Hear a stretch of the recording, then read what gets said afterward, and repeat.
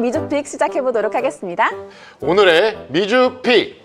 안녕하세요. 진행을 맡은 신얼입니다. 9월 22일 월요일 시장문 활짝 열어보겠습니다. 네, 반갑습니다. 김호경입니다. 오늘도 월요일 또 시작이 중요하잖아요. 저희가 한 주 활기차게 함께 시작을 해보도록 하겠습니다.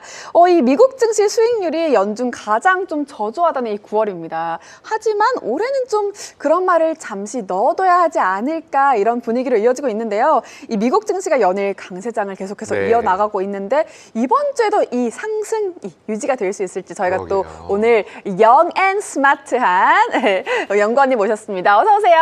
어서 오세요. 안녕하세요. 오늘 또 네 번째인 만큼 이제 4분의 1을 내려놓으셨, 4분의 1만 남았다. 네. 그렇죠? 아까 그 말씀 하셨는데. 4분의 1만 남았다 이렇게 말씀해 주셨습니다. 오늘도 활약을 기대해 보도록 하겠습니다. 네. 많이 뭐 내려놓으셔서 리프레시 하셨다고요? 내려놓으셨다고 해서 뇌까지 빼신 건 아니시죠? 뇌밖에 안 남았습니다. 뇌밖에 안 뇌랑 입만 들고 왔습니다. 좋아요. 뇌와 입만. 좋습니다. 좋습니다. 우리 영앤 스마트 조준기 연구원님과 네. 뇌와 입을 기대하면서 미주픽 지금 시작합니다. 네. 옥 반장님. 네. 며칠 기다렸습니다. 그러니까요. 오늘 선물 시장 한번 짚어주세요. 네, 선물 먼저 한번 살펴보도록 하겠습니다. 자, 지난 금요일 뉴욕 증시 3대 지수가 다시 최고치를 경신했는데 선물 시장은 지금 빨간불을 보이고 있습니다. 네. 먼저 나스닥이죠. 0.34% 하락을 하면서요. 24,781포인트에 머물러 있고요. 그리고 S&P도 0.29% 하락을 하면서요. 6,702포인트 선을 유지하고 있습니다. 네, 선물 옵션 만기일 네. 이후에 이제 첫 영업일이 앞두고 그쵸. 있는데요. 아무래도 그런 부분들이 있을 수 있고요. 신호등이 항상 초록불만 들어올 수가 없어요. 없죠. 빨간불도 있고요. 맞아요. 노란불도 있고요. 여기는 흰색불도 있고, 그렇죠? 흰색도 있죠. 네, 흰색도 있죠.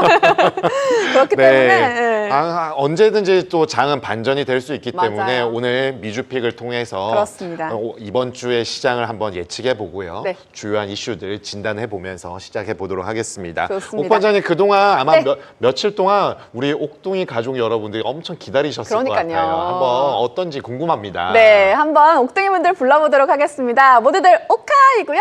저희 월요일 오늘도 활기차게 시작을 해보도록 할게요. 항상 들어오시는 우리 옥둥이 가족분들이죠. 땅비니님, 박진선님 들어와 계시고요. 항상 들어오시는 분들 너무나도 반갑고 또 새로 오신 분들은 언제든지 환영이니까요. 들어오셔서 오늘도 채팅방 활짝 열려 있으니까 네. 1시간 동안 인사 많이 나눠주시고요. 주말 동안 뭐 하셨는지 또 어떤 고민을 하면서 이제 시간을 보내셨는지 네. 그리고 어떤 종목을 좀 고민하고 계신지 함께 고민 나눠주시면 저희가 또 연구원님 그리고 팀장님과 함께 얘기를 나눠보도록 하겠습니다. 네, 아무래도 워낙 요즘 미국 증시가 뜨겁다 보니까 맞아요. 되게 이게 생각이 안 날 수가 없었을 것 그러니까요. 같거든요. 주말에도 어쩔 수 없어요. 네, 뭔가 이게 월요일 더 오를까? 아니면 조정이 올까? 기대하면서 뭐, 걱정하면서 맞아요. 이게 오르는 게 좋긴 한데 그러니까요. 계속 오를 수만은 없으니까 맞아. 어떻게 대응을 해야 될까? 이런 부분들 되게 고민이 많으셨을 그렇습니다. 텐데요. 지난주에 FOMC도 지났기 때문에 이번 주에 어떤 새로운 주제들이 있는지 한번 그쵸. 살펴보도록 하겠습니다. 네, 그럼 오늘의 이슈픽 네. 짚어볼까요? 네, 첫 번째 이슈픽 살펴보도록 하겠습니다. 네, 첫 번째 이슈픽 미국 증시입니다. 네. 미국 증시 계속 상승할까 이 고민들이 있는데요. 연준의 금리 인하로 주식시장은 상승세를 보이면서 연일 사상 최고치를 경신하고 있습니다. 네, 이 조정 가능성도 거론이 되고 있지만 시장 분위기는 여전히 뜨거운데요. 월가에서는 이 상승세가 아직 끝나지 않았다 이런 쪽에 좀 베팅을 하고 있다고요. 맞습니다. 아무래도 지난주 FOMC 금리 인하가 있었고 AI에 관련된 이 트렌드 열풍이 아직 더해지고 있습니다. 그쵸. 그러다 보니까 완화적인 금융 환경까지 추가가 된다라면 네. 상승장이 더 이어질 거라고 보고 있습니다. 기대가 되는데요. 그럼에도 불구하고 이 시장의 과열을 경계하는 목소리도 좀 높은 것 같아요. 네, 아무래도 가격이 오르다 보면은 구조적인 문제를 해결하지 못한 채 완화적 통화 정책만 있을 경우에는 투기의 가능성도 아무래도 염려할 수밖에 없기 때문에 이런 목소리들에 대한 경고도 분명 있는 것이 사실입니다. 네, 이 AI 기대감과 또 과열 우려 사이에 시장은 어떤 방향으로 좀 나아갈지 저희가 함께 네. 지켜보도록 하겠습니다. 네, 연구원님 또 이 미국 증시 저희가 얘기를 하고 있는데 이 계속해서 좀 상승세를 이어갈 수 있다 이렇게 보는 분들도 있고 혹은 좀 거품 우려가 좀 있다 이런 걱정을 하시는 분들도 있는데 좀 어떻게 보시나요? 사실 단기적으로는 조정 나올 수 당연히 있을 것 같아요. 이만큼 올랐으니까. 네. 그리고 사실 한국이 더 많이 오르긴 했는데 올해는 한국은 사실 오를 때는 세게 올랐지만 쉴 때는 또 쉴 때도 있었고 네. 하는데 미국은 사실 그런 거 없이 꾸준히 조금씩 계속 올랐거든요. 네, 그래서 그렇죠.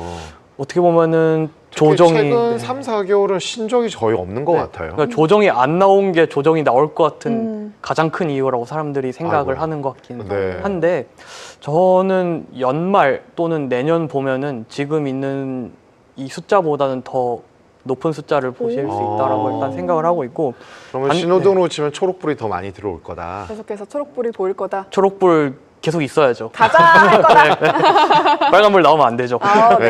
네.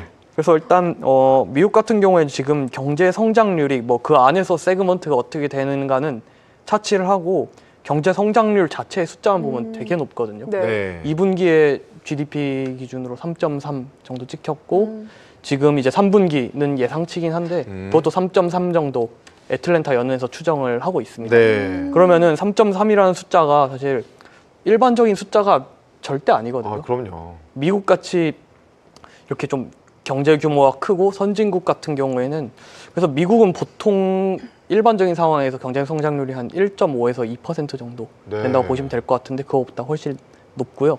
우리나라 같은 경우에는 지금 경제 성장률 올해 0.8 아니면 0.9 정도 네. 예측을 하고 있고 뭐 내년도나 내후년에는 좀 좋아질 거라고 예상을 하고 있긴 하지만 3.3이랑은 좀 거리가 있습니다. 네. 세게 추정을 해서 한 2% 정도 얘기를 하고 있는데 그러면 이 큰 미국이 3.3% 움직이는 상황이라면 사실 경제는 되게 튼튼하다고 보는 게 맞을 것 같고 그렇죠. 우리나라가 이 인구가 이제 5천만 명 좀 넘잖아요. 그렇죠. 근데 미국은 압도적으로 그 큰 덩어리가 올라가는데 우리나라는 GDP 1인당이 아니라 총 규모로 지금 11위권에서 14위, 15위까지 밀려 있거든요. 네. 와, 쉽지 않은데. 미국 그럼요. 대단한 것 같아요. 네, 미국 같은 네. 경우에는 그리고 뭐 이제 나올 때마다 말씀드리지만 기술은 뭐 계속 무조건 1등이고 혁신도 어쨌든 돈이 계속 미국으로 모이는 상황이다 보니까 네. 그래서 증시 같은 것들 얘기할 때 어쨌든 뭐 비싼 거는 뭐 누구나 다 알죠 사실은. 네. 근데 그게 뭐 당장 내일부터 싸지겠다는 거는 별개라고 생각을 하고요. 비싼데 더 비싸지고 또는 이게 뭐 밸류에이션만 오르는 게 아니라 이익 추정치가 계속 같이 오르는 증시이기 때문에 사실 뭐 비싸다는 거는 조정 빌미로는 작용할 수 있겠지만 큰 폭의 하락을 만드는 애들은 아닐 것 같다라고 생각하고 있습니다. 네.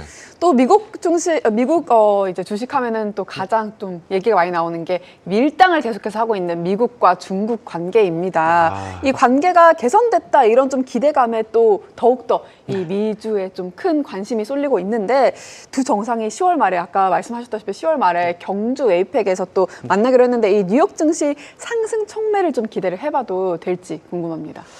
일단 뭐 한 번은 반영은 되어 있긴 하고 이게 뭐 사실 이것 때문에 시장 색깔이 확 바뀌거나 할 정도 재료는 아직까지는 아니라고 아직까지는 보고는 없다? 있지만 뭐 싸우는 것보다는 사이 좋게 지내는 게 나으니까 뭐 그때는 아무래도 어땠죠? 그 알래스카에 트럼프와 푸틴이 만났을 때는 증시가 좀 좋게 받았었나요? 근데 어쨌든 트럼프 같은 경우에는 이런 독재자들이랑 네.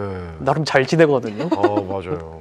신기하죠. 어쨌든 오늘도 그 네. 뉴스 나왔거든요. 네. 북한의 김정은 위원장이 뭐 어떤 막 그런 얘기 해놨는데 개인적으로는 트럼프 대통령의 좋은 감정, 기여를 가지고 있다. 그걸 딱 한 줄 해놨더라고요. 네. 네, 만나자는 거잖아요. 그런 북한에서 그런 멘트를 좀 썼다는 거죠. 긍정적으로. 예. 이제 긍정적으로 해석을 분명히 할 수 있겠죠. 나쁜 말만 하다가 어쨌든 그 정도면 상당히 뭐 몇 년 내로 봐도 그렇게 좋게 얘기한 적은 사실 그러니까요. 없을 거거든요. 네. 그래서 계속 이제 반복적으로 말씀드리는 것 같긴 한데 어쨌든 싸우는 것보다는 친하게 지내는 게 훨씬 좋고요. 뭐 싸움이 아예 끝날 것 같지는 않지만 어쨌든 우리가 처음 한 4월 초쯤에 만났던 그런 이제 싸움의 클라이막스 이런 거보다는 계속 내려가고 있는 국면이라고 저는 생각을 해서 그 관세율을 막 네, 뭐 네. 처음부터 올려가지고 100 몇십 프로까지 올라갔을 뭐 때. 해방의 날 하고 그때는 이제 개인적으로 일할 때 너무 힘들었었는데 네. 네, 지금은 뭐 사실 그때보다는 뭐 관세가 없는 건 아니지만 리스크 네. 측면에서는 확실히 좀 경감된 맞아요. 모습이지 않나 생각하고 네. 그러면 우리 지금 경주 숙소비가 엄청 올랐대요. 맞아요, 완전 지금 맞아요. 난리가 났다고 하는데 아무래도 이 경주에서 정말 핫한 장면들이 많이 나올 수도 그러니까요. 있을 것 같고 네. 그 핫한 기운이 미주픽 우리 옥둥이 분들께 전달이 되면 좋을 것 같은데. 그러니까요. 아 근데 트럼프 대통령은 알 수가 없어서. 진짜 예측 불가능해서 네. 드라마나 영화보다 더 재밌지 않아요? 근데 저는 맞춰야 되는 입장이니까 그렇네요. 네, 또 뭐 일정으로 다가오니까 저는 또 맞추는 것 같진 않으니까 아, 함께 맞습니다. 얘기를 하는 입장이니까 좀 어떻게 내가 기대도 되면서 걱정도 되면서 이렇게 바라보고 있는데 네. 연구원님은 맞춰야 되는 입장이다 보니까 네, 뭐 제가 고충이 있으시겠네요. 네, 그렇죠? 저희 어머니였으면 재미가 있었을 수도 있을 것 같은데 예측 불가능하니까. 그쵸. 저 연초에는 그래서 뭔가 잠을 자고 일어나면은 뭔가 사건이 하나씩 터져 있어서 그러니까요. 네. 그때는 아침에 되게 일찍 일어나게 되더라고요. 근데 이제 다시 늦잠 자는 사람으로 변하긴 했는데 그런 거를 생각해 보면은 그래도 좀 이제 덜 하시구나라고 맞아요. 생각을 하고 있어요. 아, 일기 트럼프 때 17, 18년도에는 와 그때는 지금은 이제 SNS에 그냥 묻어내졌는데 그때는 맞아요. 이런 대통령이 다 있나? 맞아요. 뭐만 하면 이제 트윗도 올리고 트윗에 하니까 올리고 맞아요. 이것만 진짜 생중계해도 뭐 진짜 따라가기 맞아요. 너무 벅찼었거든요. 맞아요. 아 진짜 이번 주에 보면은 내일 연준의 보우만 연준 이사 그리고 보스틱 연 총재 그리고 목요일에 굴스비의 연준 인사들의 발언이 릴레이로 있고요. 네. 그리고 금요일 밤에 개인 소비 지출 물가 지수가 나오고 네. 또한 미시간대 소비자 심리 지수하고 기대 인플레이션이 같이 나와요. 네. 그러면은 결국에는 주 초반에는 연준 인사들의 발언에 따라서 연준의 경로에 대한 판단을 좀 할 가능성이 있고요. 그리고 주 중반부터는 PC가 조금 안정적으로 나와주고 관세 영향이 없어줘야 연준에서 그 다음에 금리 인하할 때 좀 용이할 텐데 네. 이런 생각들을 하면서 좀 기다릴 것 같단 말이죠. 근데 이러한 지표들의 영향력이 분명히 있겠지만 시장은 이를 훌쩍 뛰어넘고 갈 수도 있을 것 같고 아니면은 연준 인사들이 좀 이상한 발언 조금 해가지고 심리가 좀 쉬어갈 때 물가 지표의 그런 흐름마저도 조금 시장 기대치에 찬물을 줄 수 있다라는 생각이 되면은 시장이 이번 주에 생각보다 안 달려갈 수도 있을 가능성도 있을 것 같은데 어느 쪽에 좀 힘을 실으면 좋을까요? 일단 주초에는 조금 쉬는 쪽으로 생각을 하고는 있고요. 어쨌든 뭐 FOMC에서도 점도표를 찍어주긴 했지만 네. 이제 10월 달도 내리고 12월 달도 내릴 가능성을 일단 높게 반영을 하고 있긴 네. 하거든요. 뭐 근데 또 이제 연준이란 곳이 사실 의견을 좀 자주 바꾸는 곳이기 때문에 네, 네. 이제 두 번 내려줄 거로 사람들이 기대하고 있는데 한 번만 뭐 할 수도 있겠죠. 뭐 그렇죠. 물가가 튀거나 하면 그런데 어쨌든 지금 같은 경우에 시장이 이거를 거의 다 반영을 이미 해놓은 상태입니다. 10월에 내릴 확률 한 90% 넘게 그리고 12월에 한 80% 정도 반영을 해놨기 때문에 뭐 연준 인사들 같은 경우에는 지난주에 FOMC 끝나고 얘네도 이제 얘네라기보다 이분들도 채팅 금지 기간이 있습니다. 그래서 FOMC 끝나고 당일 날까지는 네. 말을 못 해요. 아. 그때는 의장만 말할 수가 있고 그 다음 날부터 이제 채팅이 다시 허용이 되는 거예요. 네. 그래서 아마 이제 마이란 이사가 얘기를 한 것처럼 맞아요. 그때 주말에 나온 나왔어요. 나 이런 주말에. 사람이다. 나 이런 사람이야. 그런 거를 생각을 해보면은 어쨌든 지금 연준 안에서 반대파가 사실 마이란만 있는 건 아니고요. 월러도 네. 있고 보험원도 아까 말씀 주신 것처럼 있는데 이들이 이야기 어떻게 할지 따라서 변동성이 있다 생각을 하고 있고 파월도 아마 모레인가 새벽에 아마 한 번 일정이 더 있는 걸로 알고 그래요? 있습니다. 파월도? 네, 뭐 마이란이랑 파월이 지금은 영향력 가장 높을 것 같고요. 말하는 거 네네. 따라서 가겠지만 말하는 게 어쨌든 당장 뭐 지난주에 얘기한 거에서 파월이 뒤집을 가능성은 높진 않고요. 네. 마이런도 시장한테 그러니까 주식시장 입장에선 좋은 얘기만 할 겁니다 아마. 그러면은 연준 인사들 얘기하는 거에서 사실 크게 문제되지는 않을 것 같긴 한데 결국 PC 인플레이션이 조금 중요하기는 할 것 같고요. 네. 지금 컨센서스가 제가 확인하기로는 한 MOM 기준 한 0.2% 정도. 그러면 평균 정도 네, 평이하잖아요. 0.2면. 이 정도면 뭐 사실 지금 뭐 만들어져 있는 기대감을 훼손시킬 정도는 아니라고 생각을 하고 있고요. 만약에 뭐 0.4, 0.5 이렇게 나오면은 네. 이제 좀 시장이 놀랄 수야 있겠지만 그거는 뭐 보면서 저희가 대응을 해야 되는 영역이긴 합니다. 코어 PC가 지난달에 0.3이었던 걸로 제가 기억하거든요. MOM 기준으로. 그게 조금 높았었는데 0.2가 되면 약간 톤 다운 되는 거니까 조금 괜찮을 것 같네요. 그냥 제가 생각할 때 마이라는 2명한테 보낸 것 같아요, 신호를. 어디요? 임명해준 트럼프한테. 네네. 나 했어. 나 했어. 그리고 파월이 있다고 했잖아요. 그러니까 파월한테 내가 먼저 선수를 치는 거죠. 그러면 질문이 마이런이 3번 트리플 B컷을 얘기했는데 파월한테 자꾸 어떤 식으로 했냐고. 언론들은 그런 거 물어보는 거 좋아하잖아요. 그러면 아무래도 질문이 파월이 생각했던 걸 얘기해야 되는데 질문이 자꾸 그러면 대응을 해줘야 되니까 조금 기울어질 수 있으니까. 그렇군요. 파월이 좀 신기가 안 좋을 것 같습니다. 그러면은 금리 인하는 실적에는 긍정적으로 영향을 미칠까요? 일단 기본적으로는 금리 인하하면서 네. 대전제는 경기 침체 안 온다는 게 일단 1번으로 깔려야 될 것 같고 네, 하드랜딩은 없다. 네, 하드 랜딩 하면서 기준금리 내리는 건 사실 별로 소용이 없고요. 그래서 뭐 이익도 이익이지만 사실 주가가 제일 중요할 텐데 하드 랜딩 하는 그림에서 기준금리 내리면 사실 주가가 한 번은 급락을 무조건 했고요. 그게 과거에 그랬죠. 네, 그냥 경기 또는 네. 금융 위기 당시에 금리 인하를. 네, 최근 50 몇 년 동안 이거는 사실 예외가 없이 네. 벌어진 거고요. 그래서 하드 랜딩이냐 아니냐에 따라서 기준금리 내리냐가 영향을 줄 텐데 하드 랜딩 아니기만 하면, 그러니까 경기가 크게 좋지 않아도 하드 랜딩만 아니면 주가는 무조건 좋게 반응을 네. 해왔던 게 지금까지고, 저는 개인적으로 경기 침체 가능성 아직까지는 뭐 크게 보고 있진 않기 때문에 그래도 긍정적으로 더 보고는 있는 상황이긴 하고요. 네. 여기에 더해서 지금 GDP 숫자 높은 거 말씀드리긴 네, 했는데 네. 지금 추이를 말씀드리면은 결국 작년 같은 경우에 사실 정부 지출을 엄청 바이든이 옐런이랑 같이 했잖아요. 이런 것들은 조금은 이제 좀 슬로우해지고 있는 네. 국면이고, 소비 같은 경우에도 좋다가 이제 조금 슬로우해지는 국면, 그리고 기업이 그 대신 투자를 많이 하면서 전체적인 이제 뭐 AI 이런 쪽이겠죠. 아무래도 캐펙스 투자를 하고 이런 것들이 어쨌든 경기를 끌고 가고 있다라고 봐주시면 될 것 같고, AI 네. 사이클하고 선거가 끝나다 보니까 이제 네. 비즈니스 사이클, 폴리티컬 비즈니스 사이클을 이루냐면 원래 큰 선거가 끝나면 기업들이 투자를 유보했다가 막 집행을 하거든요. 맞습니다. 네. 근데 AI 사이클까지 있으니까 여기서 투자를 안 하면 뒤처지는 거잖아요. 그 뭐 이제는 다 CEO들 불러서 맞아요. 돈 투자 안 할래? 이런 식으로 나오니까 네. 근데 그것도 영상을 봤는데 정말 뭐 그 저커버그나 이런 사람들이 거의 선생님한테 혼나는 약간 중학생 학생처럼 네, 얼어 있더라고요. 그래서 아마 계속 이제 투자는 계속되지 않을까 생각을 하면 이런 것들이 어쨌든 실적으로 서로 돌고 돌지 않을까라고 생각하고 있습니다. 그러면은 마지막 실적까지 긍정적이다라고 하면은 우리 옥 관장님 처음 질문 주신 네.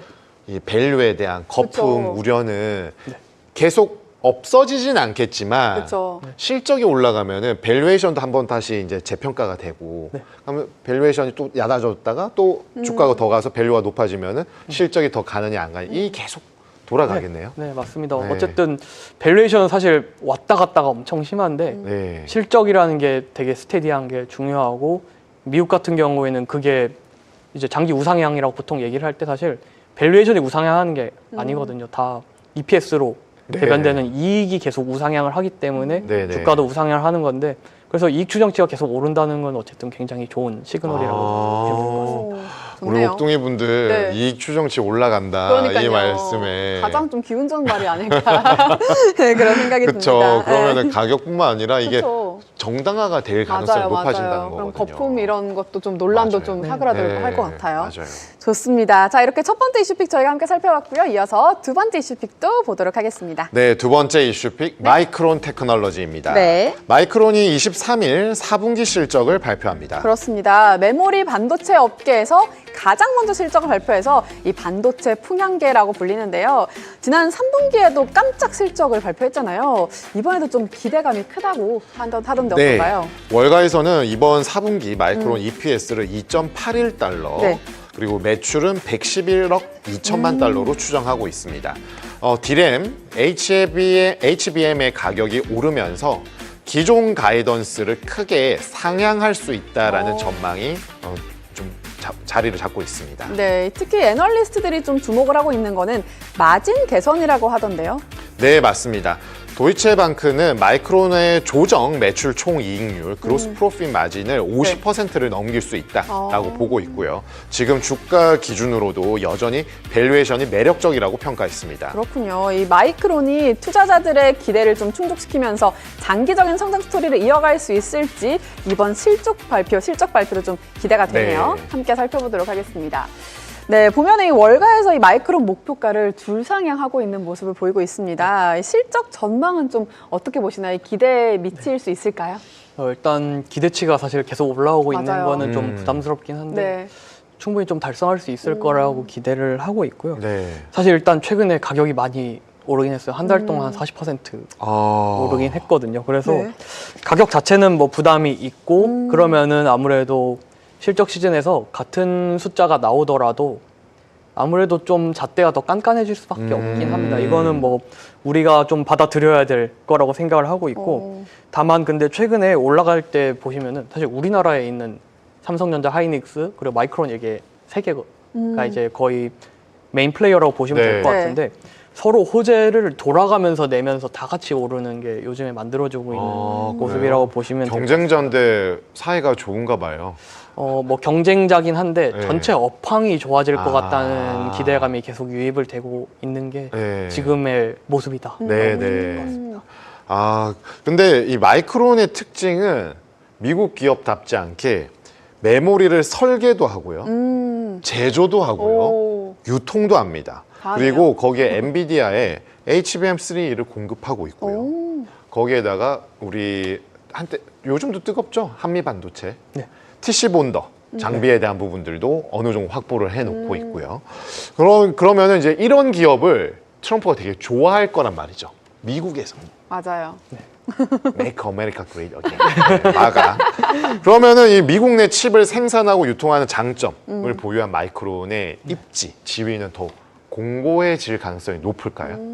네, 일단 충분히 가능하다고 생각을 하고 있고 마이크론이 사실 삼성전자나 하이닉스보다 진짜 좋은지는 모르겠어요. 네. 근데 가장 큰 장점은 팀장님 말씀 주신 대로 미국 거라는 거죠. Made in USA. 최근에 보시면은 정말 말도 안 되는 투자를 엔비디아가 인텔 지분 사고 맞아요. 네, 50억 달러. 그리고 뭐 국방부가 지분 사고 뭐 이런 네. 식으로 미국이 미국 거를 사면서 이거는 그러면은 저희가 생각을 해보면은 사주는 이유가 당연 그냥 투자 목적이 당연히 아니거든요.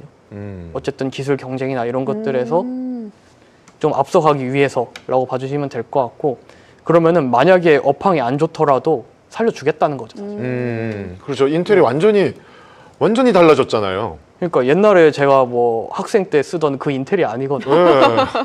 근데 살려주겠다는 의지가 진짜 확실하다고 저는 생각을 하고 있고 그런 뭐 지분 인수 소식 나오면 20몇 %씩 우습게 오르는 게 맞아요. 그걸 이제 시장에서 시그널로 받아들이고 있다는 어. 거죠. 이제 미국이랑 중국이랑 뭐 패권 전쟁 계속 할 텐데 어. 그 과정 속에서 미국 거를 뭐 이게 뭐 적자나 뭐 좀 안 좋은 일이 있더라도 그걸 살려줄 걸 각오하고 가는 게 앞으로 이제 방향성이라고 생각을 하고 있어서 안전 장치가 하나 더 붙었다고 보시면 돼요. 그렇네요, 그렇네요.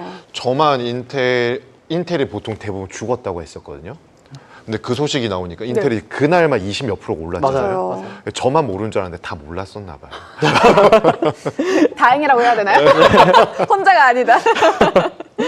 근데 이제 요즘에도 이제 하이닉스도 그렇고 주가가 계속 좋잖아요. 삼성전자도 이제 8만 저저 복귀해서 중반까지 올라갔는데 HBM에 대한 부분들이 결국에 하이닉스에 대한 여러 논란들이 지금 하이닉스가 너무 잘하고 있지만 나중 되면은 마이크론도 있고 삼성전자도 있고 하다 보면은 점유율이 좀 뺏겨서 네. 파이는 그대로인데 점유율 뺏기면 하이닉스 안 좋은 거 아니냐 이게 하이닉스를 이제 밸류에 대한 공격을 할 때 보는 거고 맞습니다. 전체 업황으로 보면은 이러다가 HBM 가격이 네. 공급이 수급에 있어서 지금 딸리는데 공급이 좀 많아져서 가격이 떨어지게 되면 업황 자체가 안 좋아질 수도 있지 않나? 라는 생각들이 없는 건 아니거든요. 네. 여기에는 어떻게 보세요? 일단 팀장님 말씀 주신 내용은 일반적인 반도체 사이클에서 거의 뭐 매번 발생하는 일이긴 하거든요. 보통 수요가 더 높으면은 네. 이제 증설을 하죠. 그렇죠. 그러면은 공급이 늘어나요. 네. 그러면은 갑자기 공급 과잉이 어. 되죠. 그러면은 자기들끼리 가격 경쟁을 치킨 게임 하는 하면서 거죠. 네. 적자가 나다가 누가 이제 감산을 해요. 네. 그러면은 수요가 이제 또 공급보다 앞지르면은 네. 또 가격이 오르고 네. 이런 식으로 사실 반복이 됐던 게 옛날 반도체, 그러니까 그러니까요. 일반적인 반도체 사이클이라 하면 일반적인 반도체는 완전 시크리컬 산업이었죠. 네, 맞습니다. 최근에. 예.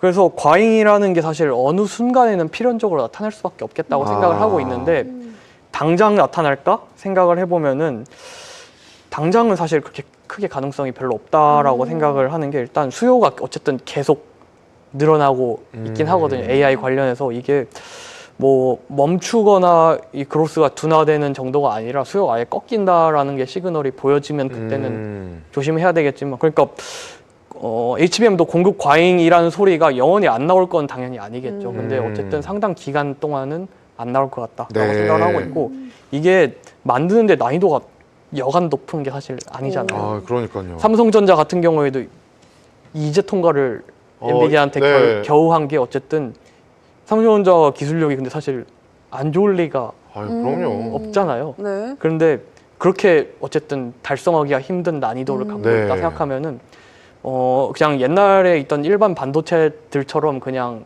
공장에서 찍으면 나오는 애들이 아직까지는 아니고 뭐 난이도 같은 경우에도 어쨌든 최종적으로 달성을 하겠죠. 근데 그때까지는 시간이 아직은 좀 더 있지 않나라고 생각을 하고 있습니다. 정말 어려운지 이번에 뭐 주말 사이 HBM4 3전의 통과 소식이 아직 확정은 아니에요. 확정적으로 거의 보도가 됐잖아요. 네. 그래서 사람들이 투자자들이 엄청 열광을 했거든요. 맞아요. 네. 근데 그동안에 그 열광을 했던 거는 계속 HBM 퀄리티 테스트에서 뭔가 고배를 마셨었잖아요. 근데 이제는 될 것 같다라는 음. 네. 기대감이 나오는데 사실 하이닉스와 마이크로는 이미 공급을 하고 있다라는 그쵸.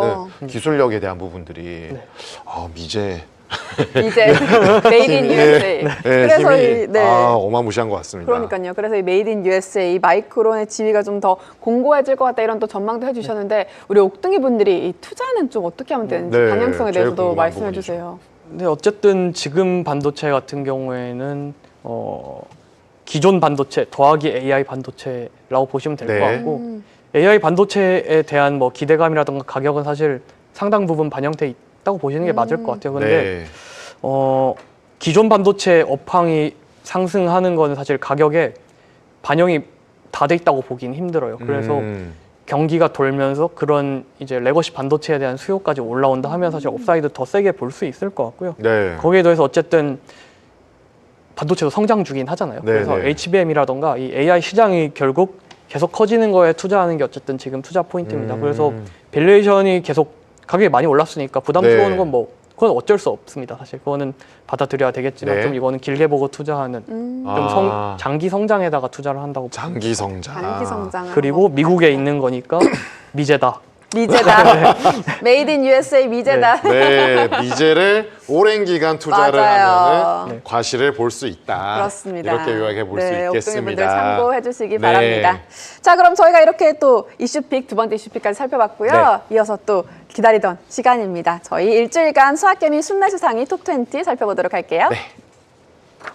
자, 먼저 1에서 10위 살펴보도록 하겠습니다. 이 톱3 자리를 항상 지키던 뭐 테슬라나 뭐 엔비디아, 뭐 펠런티어 이런 게 좀 잘 안 보이고 많이 떨어졌잖아요. 그렇죠? 네. 그리고 또 1위는 또 저희가 계속 얘기하고 있는 오라클이 올라와 있네요. 네, 네. 오라클이 그 회장님이 회장님이. 부의 순위 오라클 1등 미라클. 하셨잖아요. 맞아요. 네, 우리 서학개미 분들. 네. 저도 마찬가지고요. 그쵸. 1등에 또 몰입할 수밖에 없는 상황이 펼쳐진 것 같은데 무엇보다도 그렇습니다. 오라클의 실적 그리고 향후 가이던스 네. 거기에다가 그 RPO라는 이제 잔여 물량들 모든 것들이 지금 너무 긍정적이고 네. 지난주엔 틱톡 인수까지 있어요. 맞아요.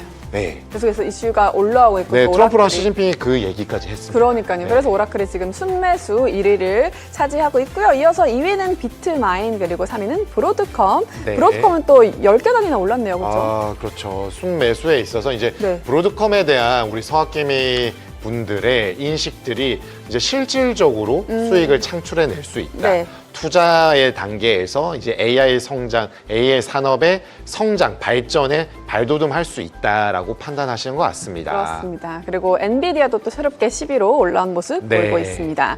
자, 이어서 11위에서 20위도 한번 보겠습니다. 마이크로소프트와 피그마는 좀 떨어졌는데요. 이 아마존, 뭐 코카콜라, 코인베이스는 좀 올랐어요. 네, 아까 10위권하고 좀 사뭇 다른 분위기죠. 맞아요. 지금 11위부터 20위까지는 매우 촘촘하지만 대부분 새롭게 진입을 하는 모습들이 나와 있었고요. 그쵸. 아마존은 아무래도 AWS 클라우드 산업에 대한 부분들의 성장성 그리고 가능성에 대한 확신 수준이 좀 올라오는 것 같습니다. 그쵸. 로켓랩은 지난주에 주가가 상당히 좋았는데요. 유상 증자에 대한 부분도 있었지만 여러 가지 이슈들로 인해서 다시 20위권 내로 진입을 한 것으로 보여지고요. 네. 전통적인 이제 내수 관련 필수제인 코카콜라, 화이자, 샌디스크 이러한 그렇죠. 부분들은 순위가 계속해서 우상향하고 있고요. 네. 코인베이스 같은 경우는 코인 산업과 여러 가지 이제 금융에 관련된 이슈들을 좀 더 이제 좀 집약적으로 보여주는 것이 아닌가라고 보여지고 피그마는 지난주에도 뭐 좀 저희가 얘기를 하고 있지만 네. 그런 이슈들의 좀 변동성이 나오는 모습이고 MP 머티리얼즈 맞아요. 그리고 넷플릭스는 네. 최근에 이제 아무래도 히토류나 넷플릭스는 구독자에 관련된 부분들이 다시 한번 리레이팅이 되는 그런 흐름들 네. 압축적으로 좀 볼 수가 있겠습니다. 그렇습니다. 이게 또 한 보면 매수매도 합작으로 되어 있는 네. 상위 종목들을 볼 수 있는데 여기선 또 안 보였던 테슬라가 보이고 있습니다. 네. 압도적으로 또 1위를 차지하고 있죠. 순매수는 네. 매수와 매도의 차이 기준으로 그쵸. 우리가 얼마만큼 매수가 많았느냐를 보는 맞아요. 건데 네. 매수와 매도의 상위 종목은 거래량으로 보시면 네. 되고요.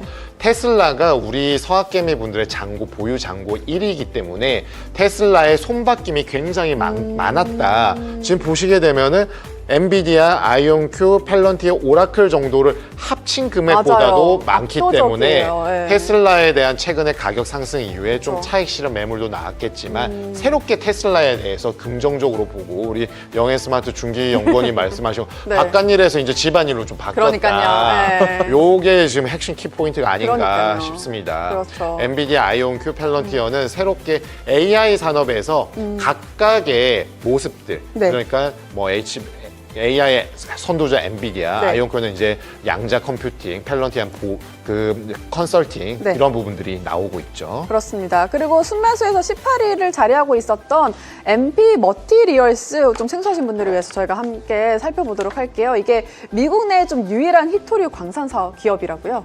네, 미국 내 유일한 이제 네, 유일무이하다. 네. MP 머티리얼즈인데요. 그쵸. 국방부와 애플로부터 대규모 투자를 유치했습니다. 애플은 히토류 엄청 네. 필요로 하는 기업이잖아요. 네, 맞습니다. 옛날부터. 국방부 역시나 이게 아무래도 보안, 국방이 관련된 부분이 필요할 것 같고요. 이 히토류의 패권의 키를 이 MP 머티리얼즈 기업이 좀 할 수 있을까요? 보니까 그 히토류의 원자재라고 해서 디뮴의 가격이 YOY 50% 이상 올랐더라고요. 네, 일단 기본적으로 사실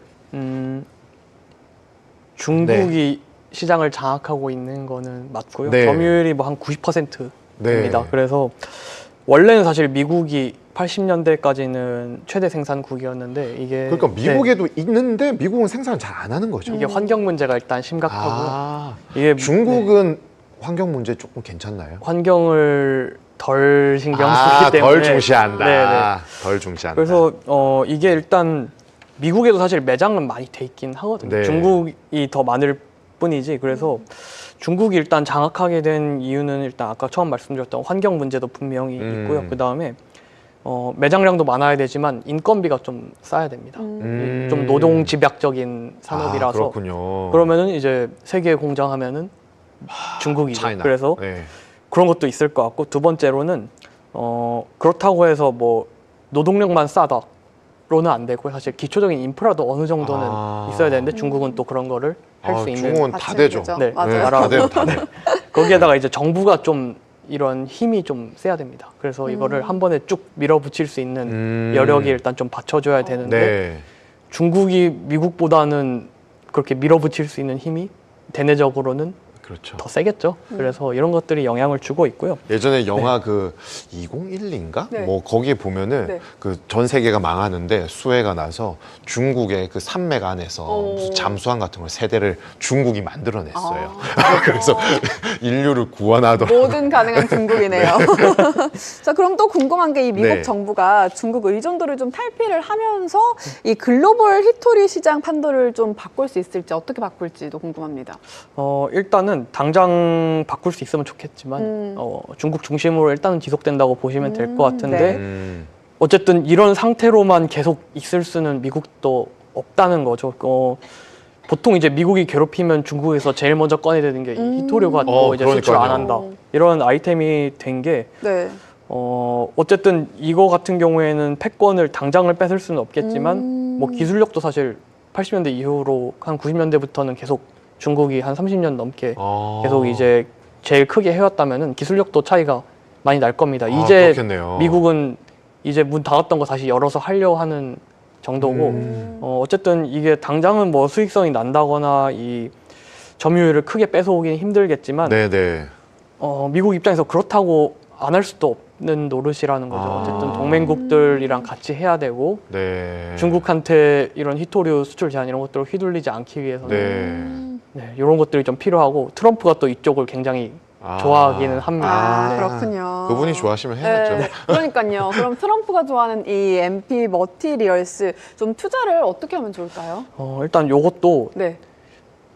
어쨌든 올해 벌어지고 있는 일들이 트럼프가 좋아하는 산업이나 종목들이 진짜 많이 올랐어요. 이 종목도 똑같다고 보시면 될 것 같은데 트럼프 테마주. 네.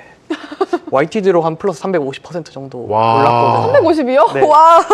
최근 6달 동안 거의 한 3배 와. 됐고요. 그래서 가격 부담 없다고 하는 게 이상하고요. 어쨌든 적자 기업이기는 합니다. 그러면은 사실 밸류에이션 보고 사는 애는 아니라고 보시면 될 것 같고요. 어쨌든 미중 패권 전쟁이라는 이런 좀 큰 틀 안에서 이런 자원 네. 중에서도 좀 되게 희소한 자원이고 이런 것들을 뭐 안보라던가 이런 테마 네. 관점에서 접근하시는 게 맞을 것 같고요. 트럼프가 계속 좋아하겠죠? 트럼프가 좋아할 텐데 네. 트럼프가 좋아하는 거에 힘이 영원할 수는 또 없거든요. 그래서 뭐 당장 이런 게 꺾일 거라고 보지는 않지만 분명히 내년 중간 선거 되면 또 이야기 달라질 수는 있긴 합니다. 그래서 어쨌든 조심할 시점은 올 수는 내년 정도에는 있지 않을까라고 생각을 하고 있고 어쨌든 스토리상으로는 되게 좋은 주식이라고는 네. 그렇군요. 좋습니다. 그럼 기대를 해보면서 저희가 네. 코카콜라 얘기도 좀 해볼까요? 이것도 트럼프가 네. 좋아해요. 그러니까요. 트럼프는 이것 또한 음주를 안 하고요. 콜라로 짠 맛이죠. 하시던 네, 거거든요. 그러니까요. 기대되는 주인데요. 네. 네. 코카콜라가 2분기에 높은 실적을 달성을 했고요. 그렇습니다. 특히 제로 코크가 네네. 엄청난 성장세 보이면서 이게 음료 같은 게 내수주잖아요. 네. 근데 14%나 늘어났대요. 오. 판매량이. 그리고 점유율이 있어서도 탄산음료 미국이 탄산 엄청 마시잖아요. 맞아요. 잘 맞아요. 아시죠? 거의 물 대신 마시죠. 네. 근데 약 20% 점유율을 가지고 있고 계속 늘어나고 있다고 합니다. 이런 성장성, 뭔가 이 구매력 땡기는 거, 이 힘은 계속 유효하지 싶은데 어떻게 보세요? 성장성은 일단 조금 이따 말씀드리고요. 네. 일단 기본적으로 시장 점유율이 압도적인데 이게 브랜드 충성도가 사실 말이 안 되잖아요. 그럼요. 사실 뭐 펩시 좋아하는 사람도 있지만 보통은 코카콜라를 맞아요. 좋아하고 네. 가격을 올려도 가격 올렸으니까 펩시 먹을래 하는 사람 별로 없을 것 네. 같아요. 그래서 기본적으로는 이 브랜드에 대한 충성도가 높고 시장 점유율 높은 게 일단 1번 포인트고 어쨌든 뭐 인플레이션이라는 게 계속 우리가 같이 안고 사는 거니까 네. 가격은 오를 텐데 그거에 대한 저항감도 전혀 없다고 생각을 하면은 기본적으로 실적이 안정적으로 꾸준하게 잘 나오는 기업인 거는 분명하고요. 근데 어쨌든 팀장님 처음 말씀 주셨긴 하지만 이게 필수 소비재 기업이기 때문에 성장성이 뭐 AI나 이런 데처럼 그 정도 숫자로 나오는 건 사실 불가능입니다. 근데 대신 좀 안정적으로 투자할 수 있는 종목이라고 생각을 하고 있고 이런 것들이 앞으로 그래서 워렌 버핏이 좋아하는 거죠? 네, 일단 현금 흐름 잘 나오고 배당 잘 주고 기업 안정적이고 네. 네. 안정적인데 성장 계속하고. 네, 돈 잘 벌고 좋아할 만하네요. 네, 탈방 미인이네요. 그렇습니다. 근데 또 얘기가 나오고 있는 게 이 트럼프가 불법 이민자 단속에 좀 히스패닉 소비자가 숨어들면서 코카콜라나 뭐 다른 주요 기업들의 매출이 또 감소하고 있다 이런 얘기도 나오고 있잖아요. 이 코카콜라가 이민 세관 단속국에 좀 협조를 했다는 허위 정보로 불매 운동까지 좀 이어졌습니다. 좀 이런 부분에 대한 영향도 있을까요? 일단 일시적이라고 생각을 하고 있고 네. 이게 허위 정보라는 게 제가 파악하기로는 그 생성형 AI를 가지고 영상을 여기서도 AI가 아니 AI 요즘 너무 무서워요. 그러니까 어. 이제 SNS에 영상을 볼 때 이게 진짜인지 아닌지 어. 모르겠어요. 네. 그럼 좀 어설프게 찍어야지. 진짜 리얼인가요? 맞아요. 정말 진짜처럼 만들면 또 속을 수가 있긴 하고요. 그래서 단기적으로는 뭐 피해 당연히 볼 수밖에 없죠. 그 사람들이 사실 모두가 그 진위 여부를 한 번에 딱 보고 이거 가짜네라고 할 수는 없었으니까. 네, 근데 네. 이게 어쨌든 다시 또 가짜라는 게 또 펴지고 있기 때문에 네. 그냥 일시적으로 그치지 않을까라고 생각을 하고 있습니다. 네, 그래서 네. 영향이 뭐 장기적으로 이어지지는 않을 것 같습니다. 일시적인 부분이다. 근데 이제 이런 게 또 불매 운동이 있으면 맞아요. 기업 입장에서는 되게 좀 피곤하잖아요. 이 가짜 뉴스에 또 대응을 해야 돼. 그러니까요. 에너지를 네. 소비해야 되고. 이게 팩트보다 가끔은 그런 뭔가 이제 얘기가 나오는 것들, 맞아요. 이슈들, 입에 오르고 네. 내리고 하는 얘기들이 또 신경이 쓰이다 보니까 그런 부분이 좀 신경은 쓸 것 같아요. 제가 그 회사 재직해도 너무 좀 그럴 것 같아요. 이게 가짜 뉴스인데. 맞아요. 제가 그럴 코카콜라 것 좋아해서 같습니다. 그런가? 자, 그럼 이 코카콜라 좀 앞으로는 투자를 방향을 좀 어떻게 가져가면 좋을까요? 워런 버핏식 투자를 지향하시는 분이면 뭐 더할 나위 없이 좋은 주식이라고 그렇군요. 생각을 하고요. 그래서 좀 스테이블하게 이제 저와는 좀 다른 성향을 가지고 계신다 하면은 뭐 추천을 바로 드릴 수 있는 종목이긴 되게 한데 셀프 디스를 하시네요. 그렇습니다. 우리 오렌 버핏 알겠습니다. 형님이 버핏형. 네. 버핏이 너무 좀 연로하시잖아요. 네. 영 하셔가지고. 아, 그렇구나. 좀 과감한 걸 좋아하시네. 아직은 혈기가 조금 남아 있어서 네. 아유, 지금은 그런 게 있어야죠. 네. 파이팅 넘치는 그런 투자. 알겠습니다. 자, 이렇게 저희가 또 종목 얘기까지 해봤고요. 네. 세 번째 이슈 픽 만나보도록 하겠습니다. 네. 처음 다루는 이슈입니다. 그쵸. 아메리칸 익스프레스입니다. 네.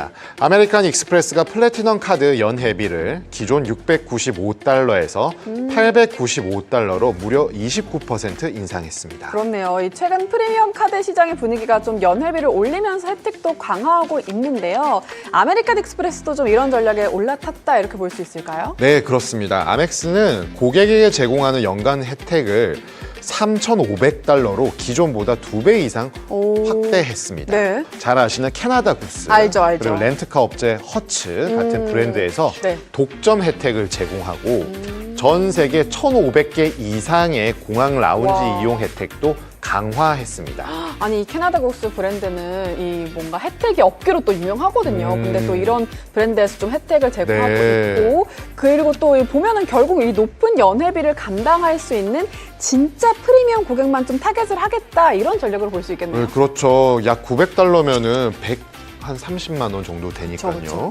네, 그렇다고 보는 게 맞을 것 같고요. 이 정도의 돈을 낸다는 거는 네. 앞으로 프리미엄 카드 시장이 어떻게 변할지 네. 지켜보는 재미도 분명히 있을 것 같습니다. 그렇습니다. 이 아멕스 하면은 특히 좀 부유한 고객들이 많이 쓰는 것 같아요. 그 뭐라고 저희 하죠? 그 블랙카드? 블랙카드 그 이렇게 옛날 전투 이런 뭐 갑옷 같은 거 쓰고 이렇게 아멕스 그 아, 뭐- 무늬 그 뭐죠? 너- 기업 이름은 기억이 안 나요.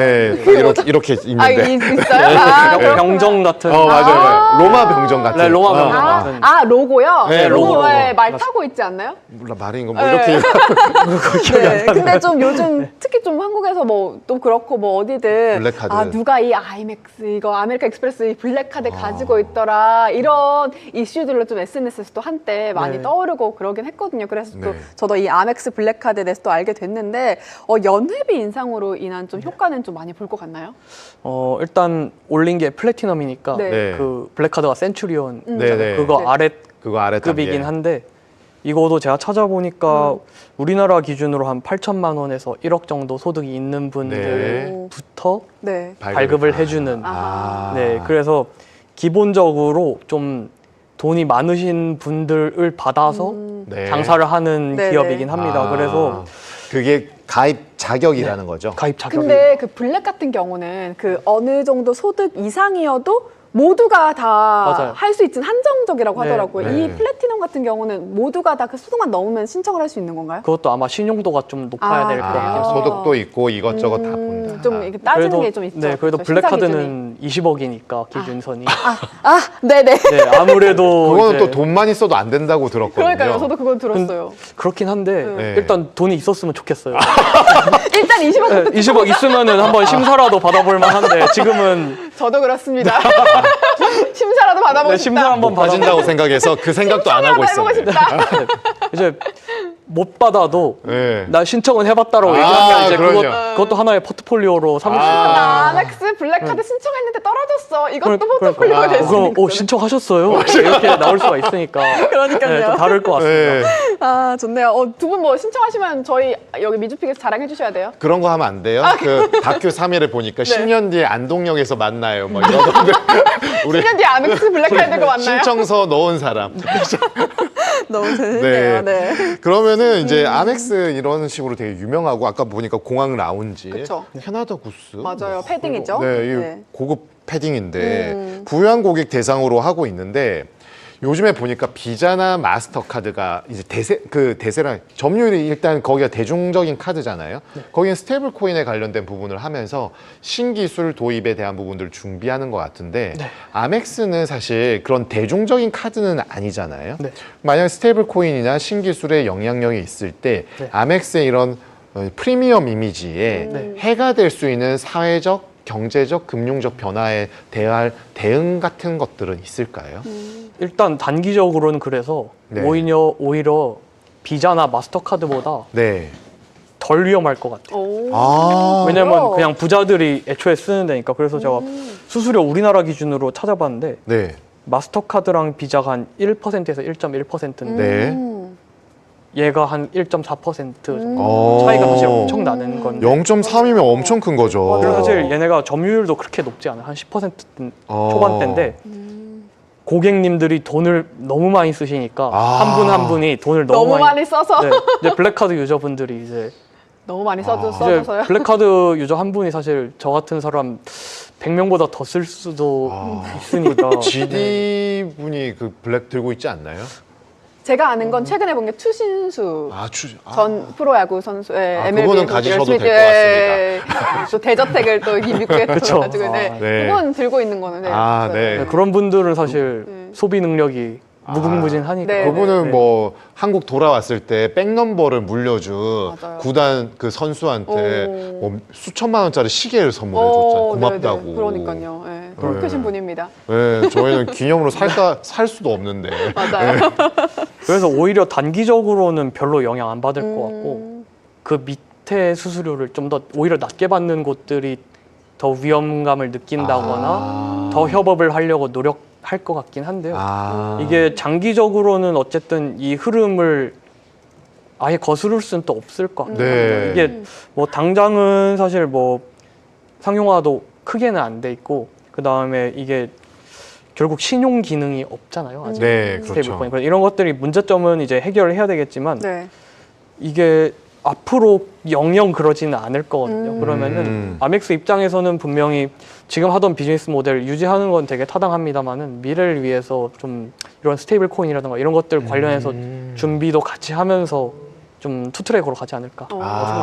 그렇겠네요. 네. 이게 새로운 세상이 펼쳐졌을 때 아예 대응을 안 할 수는 없으니까 그러면 뭔가 이제 대응은 그쵸. 필요한 건데 지금 너무 그 유저분들이 그쵸. 너무 이게 크니까 네.